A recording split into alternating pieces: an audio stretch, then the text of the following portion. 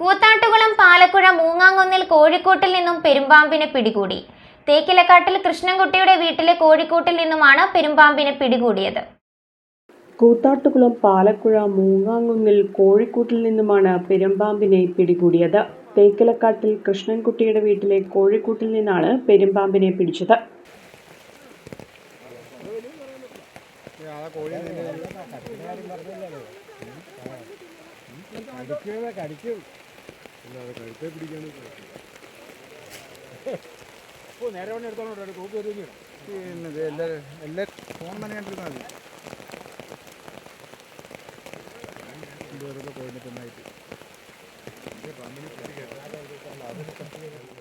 കൂട്ടിൽ കിടന്ന 2 കോഴികളെ പാമ്പ് വിഴുങ്ങിയിരുന്നു. ഗ്രാമപഞ്ചായത്ത് അംഗം ബിനീഷ് MC വനം വകുപ്പിനെ അറിയിച്ചതിനെ തുടർന്ന് സർപ്പ ടീമിലെ അംഗം മൂവാറ്റുപുഴ സ്വദേശി ഷെയ്ഖ് മുഹ്ദി സ്ഥലത്തെത്തി പാമ്പിനെ പിടികൂടി.